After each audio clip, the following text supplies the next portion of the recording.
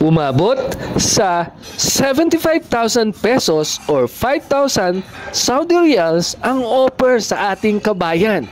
Pero kanyang tinanggihan. Alamin kung anong trabahong ito. Baka pasok sa'yo.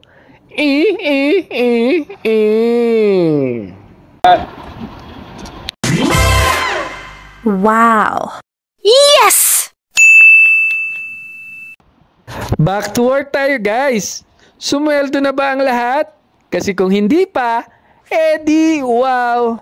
Sa company namin, guys, 100% on time ang sweldo dito. Walang delay.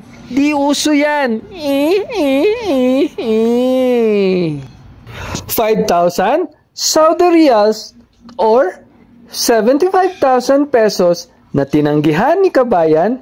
Tara, pag-usapan natin kung anong trabahong ito. Si kabayan, she has relevant experiences kaya naging competitive ang kanyang resume. 4,000 to 5,000 Saudi Riyals ang kanyang offer. Kaya lang, nagdemand pa rin si kabayan ng 6,000 Saudi Riyals or 90,000 pesos.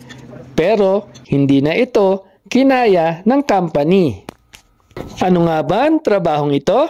Kundi Secretary ng Chief Medical Officer. Madali lang naman ang trabaho ng Secretary ng Chief Medical Officer. I-google mo guys ang kanyang job description para mas madalis mong maintindihan. Paalala lang guys, lahat ng information na nakalagay sa iyong resume, make sure na ito ay totoo. I-share ko na rin ang possible na trabaho ng Secretary ng Chief Medical Officer. Number 1, answering and transferring of calls. Number 2, arranging a meeting with the doctors, department head, and CMO. Number 3, take the minutes of the meeting. Number 4, gathering the monthly schedule of the department.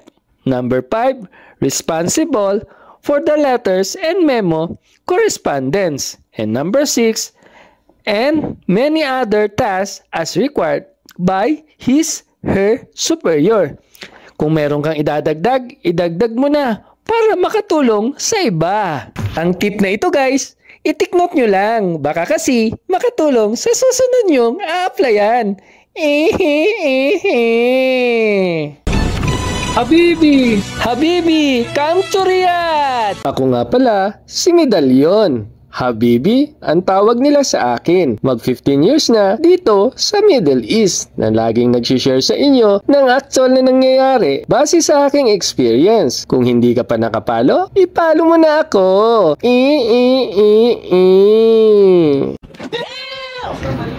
Sa ngayon mga kahabs, naka-hired na kami ng secretary ng aming Chief Medical Officer. Kaya sa mga nag-a-apply, better luck, next time na lang po.